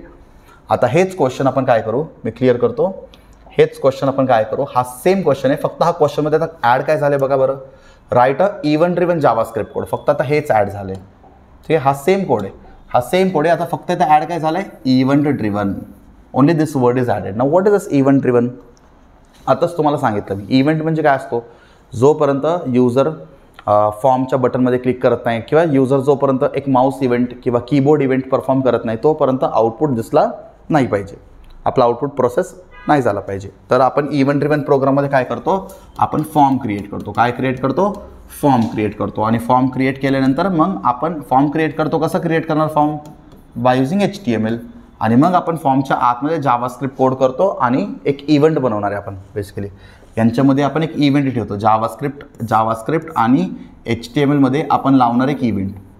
आता हे कसं होणार आहे मी तुम्हाला सांगतो. आपण बेसिकली ऑन क्लिक इव्हेंट असं वापरतो.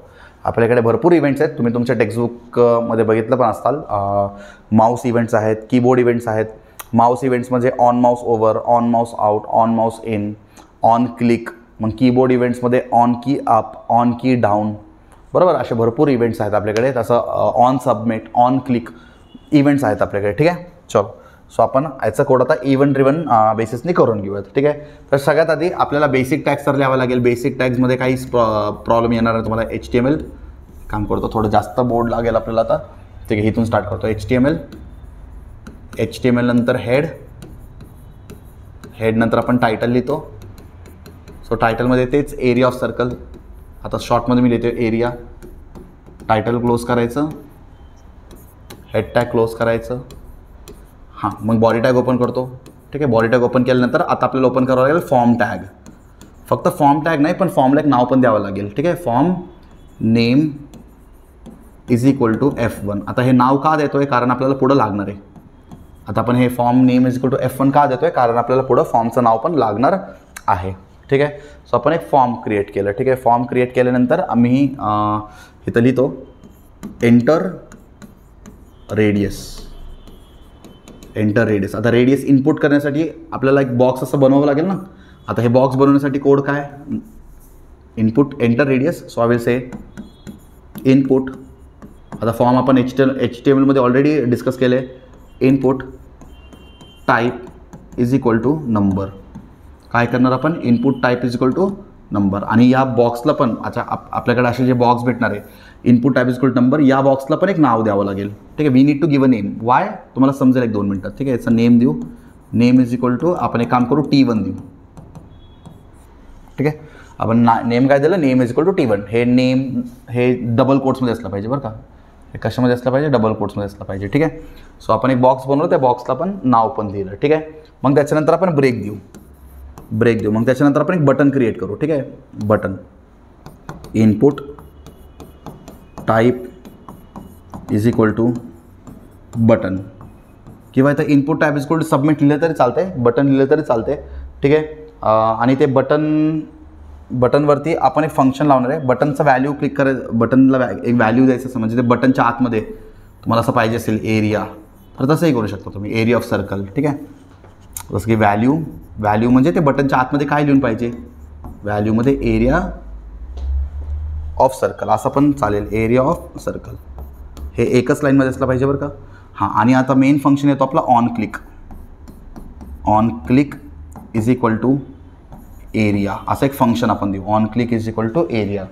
ठीक आहे. आता हे जे on click is equal to area आहे हे पण डबल कोट्समध्ये असलं पाहिजे बरं का. On click is equal to area. आता फंक्शन म्हणजे पॅरेंथेसिस या opening of curly braces, opening of round, ये आपण हे जे राऊंड ब्रॅकेट आहेत ना याला आपण म्हणतो parenthesis. Opening and closing of round bracket is called as parenthesis.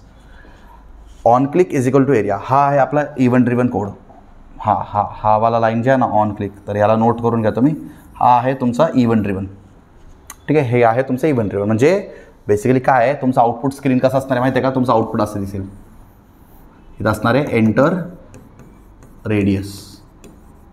अजून कोड कंप्लीट नाही झाला बरं का. आपल्याकडे बॉक्स असेल आणि इथे एक बॉक्स असेल आणि त्या बॉक्सच्या आतमध्ये काय असेल, व्हॅल्यू काय बरं, व्हॅल्यू काय बघा बरं, व्हॅल्यू एरिया ऑफ सर्कल. मग या बॉक्सच्या आतमध्ये असेल एरिया ऑफ सर्कल.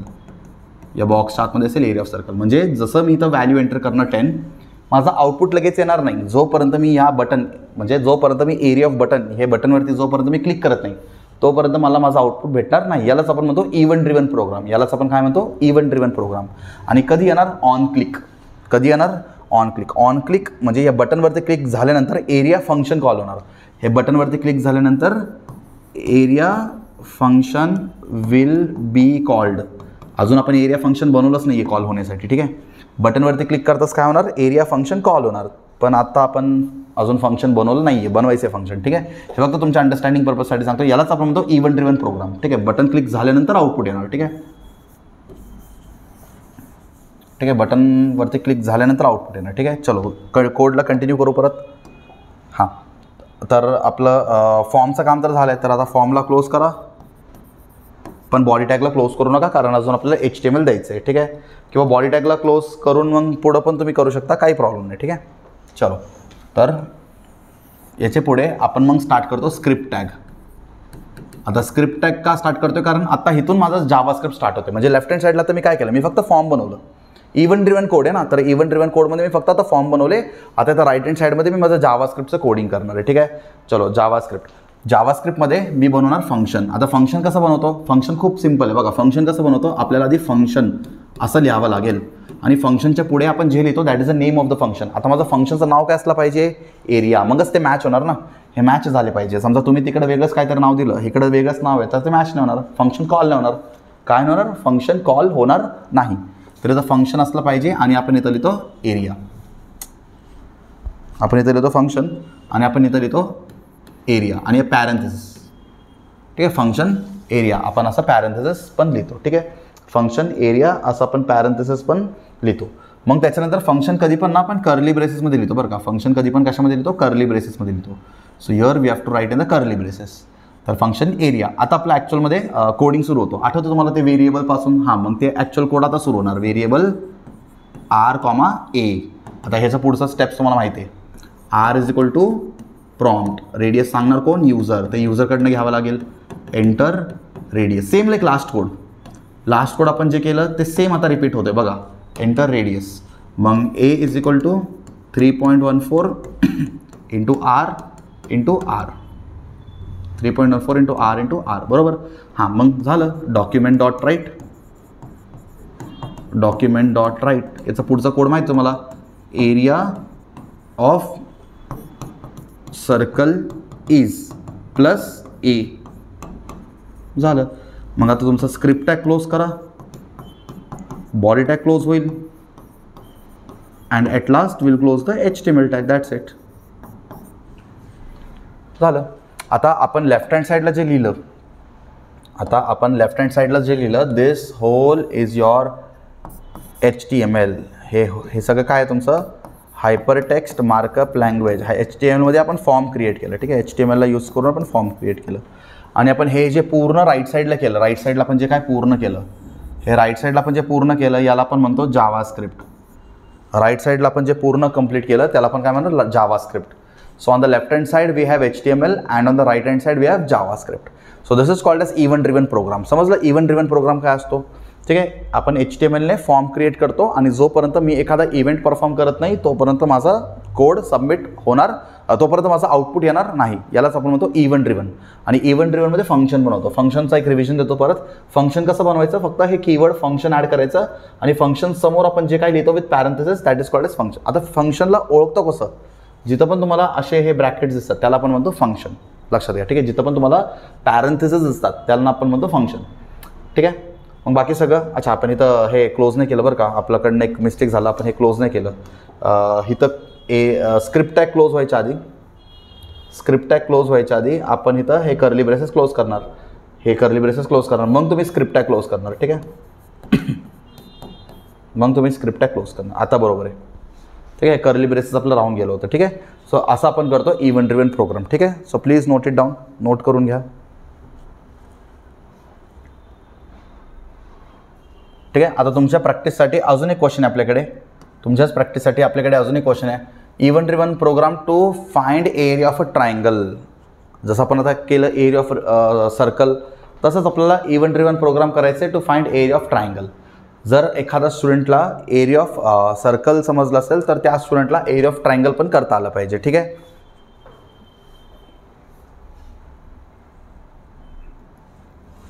तर एरिया ऑफ ट्रायंगल जे आहे, तर हे तुमचं तुम्ही एक टास्क म्हणून घ्या किंवा एक होमवर्क म्हणून घ्या, ठीक आहे. याचा आन्सर, याचं सोल्युशन म्हणजे सेम आहे, तुम्ही ट्राय करा, ठीक आहे. तुम्ही स्वतःहून ट्राय करा, पण तुम्हाला याचं सोल्युशन जे आहे ते PDF फॉर्ममध्ये तुम्हाला व्हिडिओच्या डिस्क्रिप्शनमध्ये भेटून जाईल. अजून पण भरपूर क्वेश्चन आहेत इव्हेंट ड्रिव्हन, सगळं तुम्ही एकदा बघून घ्या, ठीक आहे. सो PDFच्या फॉर्ममध्ये तुम्हाला डिस्क्रिप्शनमध्ये भेटून जाईल, पण तुम्ही सगळ्यांनी आधी ट्राय करायचं, ठीक आहे. तुम्ही सगळ्यांनी ट्राय केल्यानंतर तुम्ही हे डिस्क्रिप्शनमधनं हे बघू शकता तुम्ही, ठीक आहे. व्हिडिओ PDF बघू शकता तुम्ही, ठीक आहे.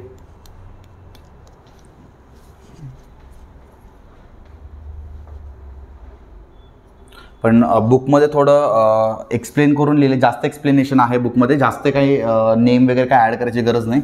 नॉर्मली एवढं कोड केलं तरी चालेल. आता तुम्ही ट्राय केले आहे, होप सो सगळ्यांनी ट्राय केलं असेल. मग फक्त तुम्ही चेक करायचं काम करा, बेसिक टॅग्स मिस करू नका बरं का. आता टेक्स्टबुकमध्ये बेसिक टॅग्स काय मिस केलेली, जसं की त्यांनी हेड वगैरे लिहिलं नाही, डायरेक्ट HTML नंतर बॉडी सुरू केली. पण आपण आपलं फॉलो करायचं, आपण आपला प्रोटोकॉल फॉलो करायचं. HTML हेड, मग टायटलमध्ये लिहा एरिया ऑफ ट्रायंगल, चालेल. टायटल क्लोज करतो, टायटल क्लोज झाल्यानंतर हेड क्लोज होतो, बरं. हेड क्लोज झाल्यानंतर मग बॉडी टॅग ओपन करतो, बॉडी टॅग ओपन झाल्यानंतर मग आपण काय करतो, फॉर्म टॅग देतो, फॉर्मला एक नाव देतो, बरोबर. Form name is equal to F1, form name is equal to F1, बरोबर.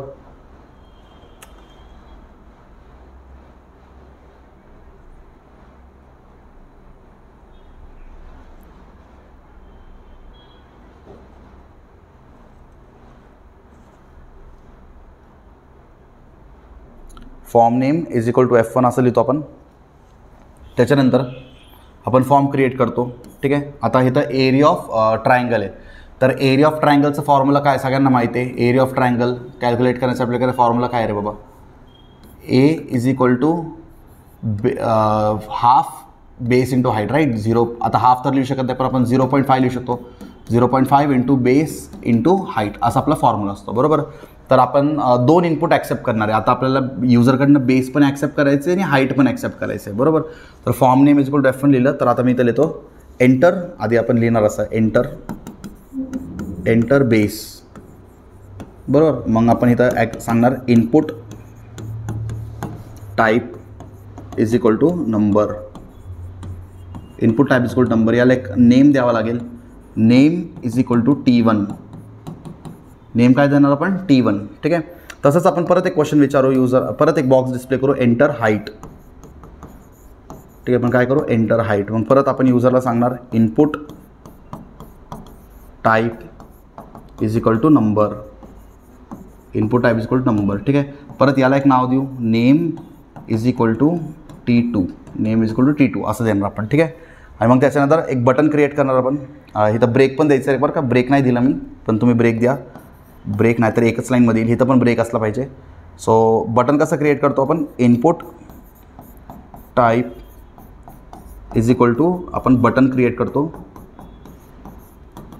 मग त्याला एक व्हॅल्यू पण देऊ शकतो. व्हॅल्यू नाही दिलं तर डायरेक्ट तुम्ही त्याला एक फंक्शन द्या ऑन क्लिक. ठीक आहे. On click is equal to area. म्हणजे ऑन क्लिकवरती क्लिक केल्यानंतर एरिया फंक्शन कॉल झाला पाहिजे. ठीक आहे. Close the form tag close करा म्हणजे तुमचा HTML पार्ट इथं क्लोज होतो. मग इथून आपलं स्टार्ट होतं जावास्क्रिप्ट कसं स्टार्ट करतो by using the script tag. So script tag open करणार. मग आपण फंक्शन क्रिएट करणार फंक्शन आणि फंक्शनचं नाव देऊ एरिया. आता फंक्शनचं नाव दुसरं पण देऊ शकता तसं काही प्रॉब्लेम नाही पण तिथं चेंज केलं की तुम्हाला इथं पण चेंज करावं लागेल. ठीक आहे. जर if you are changing here then you need to change here also. ठीक आहे. मग त्याच्यानंतर आपल्याला माहीत असेल व्हेरिएबल डिक्लेअर करतो. आता व्हेरिएबल किती असणार आहे बी म्हणजे बेस, H म्हणजे हाईट आणि A म्हणजे एरिया. अशा आपल्याकडे 3 व्हेरिएबल्स आहेत.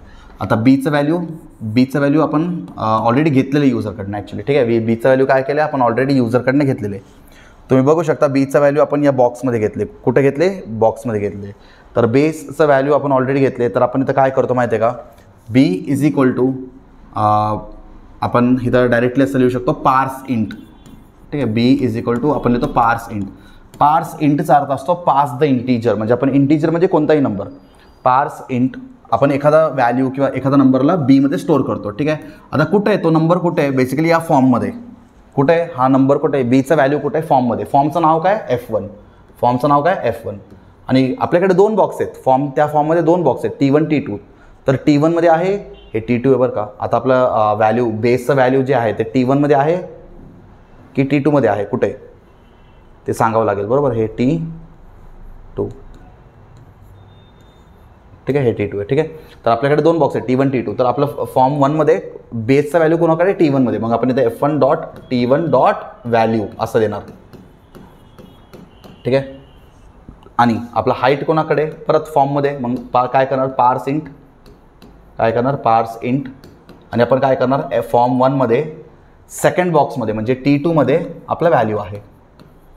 जावास्क्रिप्ट HTML कडनं बॉरो करून घेईल. ठीक आहे. जावास्क्रिप्ट काय करणार HTML कडनं बॉरो करून घेईन व्हॅल्यूज आणि त्या व्हॅल्यूजवरती आपलं ऑपरेशन परफॉर्म होईल. ठीक आहे. बेस भेटला, हाईट भेटला. मग एरिया माहिती तुम्हाला एरिया कसं फाईंड करतो 0.5 म्हणजे half into base into height. That's it. झालं आपलं कॅल्क्युलेशन. ठीक आहे. इथं कर्ली ब्रेसेस परत मिस झाले बरं का. हे कर्ली ब्रेसेस लक्षात राहत नाही बरं का काही लोक. माझे पण लक्षात राहत नाही बघा. कर्ली ब्रेसेस मिस करू नका. ठीक आहे. इथे एक कर्ली ब्रेसेस असणार. फंक्शन नंतर कर्ली ब्रेसेस स्टार्ट होतो आणि फंक्शन संपल्यानंतर कर्ली ब्रेसेस क्लोजही होतो. ठीक आहे. आन्सर प्रिंट करूयात. आन्सर प्रिंट करण्यासाठी document dot write. So document dot write आपण काय करू एरिया ऑफ ट्रायंगल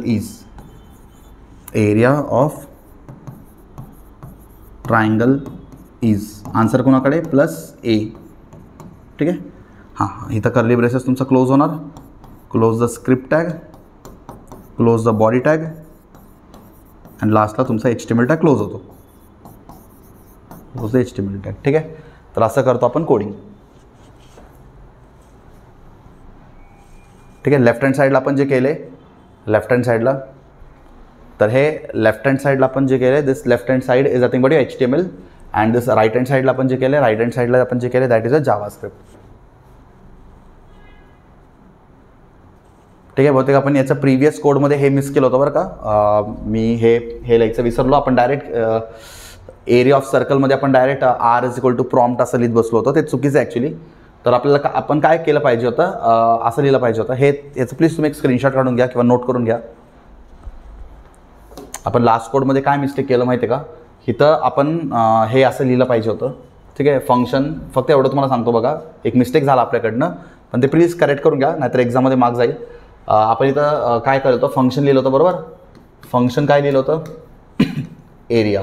आपण लिहिलं होतं फंक्शन एरिया बरोबर. फंक्शन एरिया नंतर आपण काय केलं, व्हेरिएबल कर्ली ब्रेसेस बघा, curly braces variable R comma A केलं होतं. आपण मग काय केलं होतं, direct R is equal to prompt केलं. ते चुकीचं आहे बरं का, तसं नाही करायचं. आर इज इक्वल टू काय करणार, parse int. R is equal to parse int.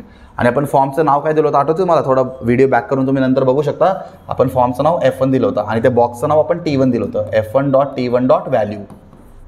हां, काय करतो आपण आरसाठी, R is equal to parse int F1.T1.व्हॅल्यू. तुम्ही जर लिहिलं असेल तर ते प्लीज चेंज करून टाका. डायरेक्ट आपण R is equal to prompt करू शकत नाही, कारण आपण प्रॉम्प्ट केलं तर मग फायदा काय इव्हेंट ड्रिव्हन कोड करून, बरोबर. आपण ॲक्च्युली फॉर्मच्या बेसिसवरनं इनपुट घेतो आहे. आपल्याला इव्हेंट ड्रिव्हन कोडमध्ये फॉर्मच्या थ्रू आपण इनपुट घेणार आहे. ठीक आहे. डायरेक्ट आपण प्रॉम्प्ट दाखवू शकत नाही युजरला. ठीक आहे. सो ए मग काय होतं, ए इज इक्वल टू 3.14. हे बाकीचं बरोबर होतं, आर इंटू आर. ठीक आहे. मग आपण आन्सर प्रिंट करतो. कसं प्रिंट करतो आन्सर, झालं आपला आन्सर आता एकडे. मग तेच डॉक्युमेंट डॉट राईट, बाकी सगळं बरोबर होतं, बाकी सगळं सेम होतं. Area of circle, area of circle is, answer काय +1. ठीक आहे. कर्ली ब्रेसेसला क्लोज करा, स्क्रिप्ट टॅगला क्लोज करा, बरोबर. हे एवढं फक्त हा एक पॉईंट बहुतेक मी लास्ट कोडमध्ये डायरेक्ट प्रॉम्प्ट वापरलं तर ते चुकीचं आहे बरं का. इन्स्टंटली मी ते नॉर्मल कोड करतो ना तसंच केलं, पण ते नंतर मला क्लिक झालं की ते चुकीचं आहे म्हणून. ठीक आहे. So R is equal to असं असलं पाहिजे होता. आता बरोबर आहे. ठीक आहे. समजते का इव्हेंट ड्रिव्हन प्रोग्राम सगळ्यांना. तर आपण इव्हेंट ड्रिव्हन प्रोग्राममध्ये व्हॅल्यू असं पास करतो. This is called as passing of value. आपण फॉर्ममध्ये व्हॅल्यू इनपुट करतो. फॉर्ममध्ये आपण व्हॅल्यूजला आपण इनपुट करतो. फॉर्ममध्ये व्हॅल्यूजला आपण काय करतो, इनपुट करतो. आणि मग आपण त्याला असं पास करतो जावास्क्रिप्टमध्ये. ठीक आहे. बाय पार्स इंट, म्हणून आपण त्याला म्हणतो पार्स इंट. पार्स इंट म्हणजे काय, passing the values in the form of integer. Integer means any number, right. Okay. I hope so आत्ता तुम्हाला सगळं समजलं असेल. स्टोरी काय याचं इव्हेंट ड्रिव्हन कोडचं स्टोरी काय तुम्हाला असं समजलं असेल. ठीक आहे.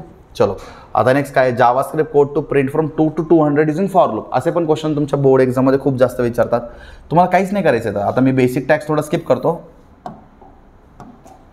फक्त तुम्हाला सांगतो फॉर लूप कसं वापरायचं. ठीक आहे. आता तुम्ही काय लिहिताल, जाऊ देस, करून देतो coding. HTML head title to print till 200, close the title close झाल्यानंतर तुमचा हेड टॅग क्लोज होईल. हेड टॅग क्लोज झाल्यानंतर तुमचा बॉडी टॅग ओपन होईल. मग आपण ओपन करतो स्क्रिप्ट टॅग. हां, स्क्रिप्ट टॅग ओपन झाल्यानंतर मग आपण लिहितो फॉर, कारण आपल्याला लूप वापरायचं. सगळ्यांना मी थेअरीमध्ये सांगितले फॉर लूप.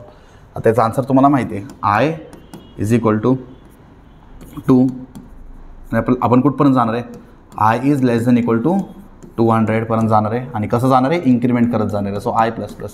जर फॉर लूपचं थेअरी मिस केलं असेल तर आधी फॉर लूपचं थेअरी बघून यायचं, मगच कोड समजेल. नाहीतर डायरेक्टली तुम्ही फॉर लूपच्या कोडवरती आलात तर समजणार नाही. ठीक आहे. मग आपण काय करतो, डॉक्युमेंट डॉट राईट LN, हे विसरू नका बरं का. Document dot write LN. What is LN? LN म्हणजे प्रत्येक न्यू लाईनवरती आपण प्रिंट करू. आणि कोणाला प्रिंट करणार, आपण आयचं व्हॅल्यू प्रिंट करणार. ठीक आहे. Document dot write LN I. ठीक आहे, चालेल तेवढंच. बाकी स्क्रिप्ट टॅग क्लोज करा, बॉडी टॅग क्लोज करा आणि HTML टॅग क्लोज करा. आता तुमचं आउटपुट कसं येणार, असं. स्टार्ट कुठून होणार 2, मग त्याच्यानंतर इन्क्रीमेंट होणार, मग येणार 3, मग त्याच्यानंतर 4, मग 5, असं जात आपण कुठपर्यंत जाणार 200. जसं 201 येणार आपला कंडिशन, वाला कंडिशन फॉल्स होईल. आणि जसा कंडिशन फॉल्स होईल तो प्रिंट होणार नाही. कंडिशन फॉल्स झाला तर प्रिंट होणार नाही. ठीक आहे.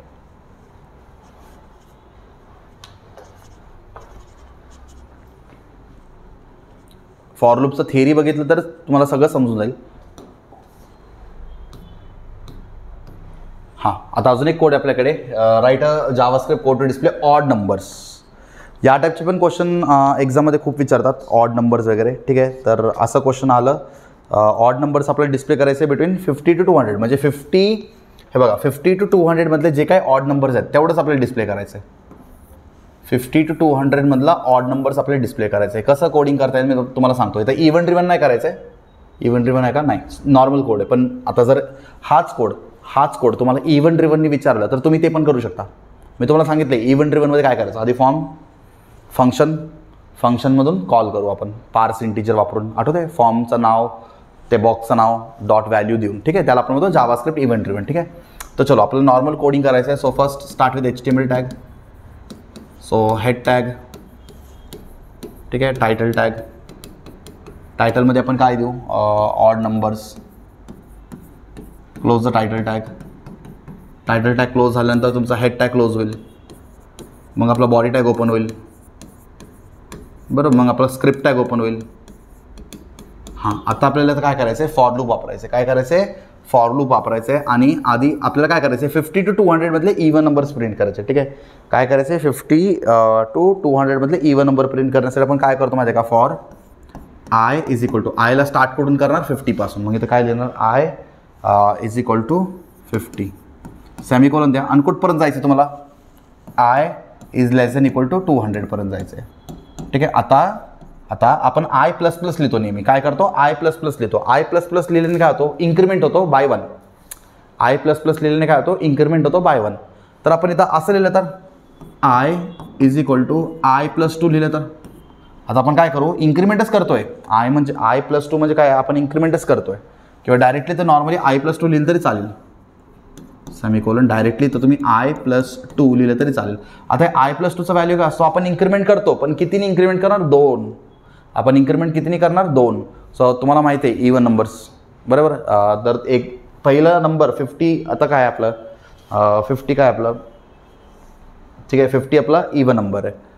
ठीक आहे, सो जे इव्हन नंबर असेल तेच प्रिंट होणार I+2 केलं तर. म्हणजे 50 to 200 मधले जे इव्हन नंबर्स आहेत, फॉर एक्झाम्पल सगळ्यात आधी 50 प्रिंट होणार. 50 तर प्रिंट होणारच, कारण 50 एक इव्हन नंबर आहे. बरोबर, 50 नंतर काय प्रिंट होणार, मग 2 इन्क्रिमेंट करा, 2 वाढवल्यानंतर 52 प्रिंट होणार. मग परत इन्क्रिमेंट किती होते, 2 होते, 2 इन्क्रिमेंट करा तर मग काय होणार, 54 प्रिंट होणार. परत इन्क्रिमेंट होताना एकाने इन्क्रिमेंट होणार, 2 इन्क्रिमेंट होणार, कारण आपण इथं दिला I+2. काय दिले आपण, I+2 दिले. काय दिले, I+2 दिल्याने 2 इन्क्रिमेंट होणार. ठीक आहे, मग 54 नंतर 56 येणार, मग 58 येणार, मग 60 येणार. असं कुठपर्यंत जाईल, कुठपर्यंत जाणार, हे 200 पर्यंत जाणार. चलो 200. आता मला सांगा नेक्स्ट 200 नंतर काय येणार, 202 येणार. पण 202 प्रिंट होणार नाही का, 202 प्रिंट होणार नाही कारण इथं कंडिशन फॉल्स होणार ना. मला सांगा 202, आयच्या ठिकाणी 202 ठेवा. 202 is less than equal to 200. Condition बघा बरं, ट्रू आहे का, नाही, हे कंडिशन होतं फॉल्स. सो ज्यावेळेस कंडिशन आपलं फॉल्स होतो तिथं आपलं प्रिंटिंग स्टॉप होतो. सगळ्यांना माहिती आहे ना फॉर लूप, जिथं आपलं कंडिशन फॉल्स होतं तिथं आपलं प्रिंटिंग स्टॉप होतो. बरोबर, हे असं फक्त ते एवढंच करायचं होतं, I+2. ठीक आहे, आणि आपण काय करतो, document dot write ln I, आयचा व्हॅल्यू प्रिंट करू आपण. ठीक आहे, close the script, close the body tag and then close the HTML tag. That's it. समजलं. तर या टाईपचे पण क्वेश्चन्स तुमच्या पेपरला येऊ शकतात आणि हे बोर्ड एक्झामचेच क्वेश्चन आहेत ॲक्च्युली. ठीक आहे, ठीक आहे, अजून पण क्वेश्चन्स आहेत, भरपूर क्वेश्चन्स आहेत ॲक्च्युली. पण मी तुमच्या व्हिडिओच्या डिस्क्रिप्शनमध्ये PYQचा PDF शेअर करतो, तुम्ही एकदा गो थ्रू करा. ठीक आहे, आता एकदा तुम्हाला इव्हेंट ड्रिव्हन कोड आणि नॉर्मल कोड कळलं तर फक्त तुम्हाला लॉजिकवरती फोकस करायचं आहे. असं जे काही लॉजिक असतात ते लॉजिकवरती फोकस करा आणि तुमचं कन्सेप्ट क्लिअर करून घ्या. ठीक आहे.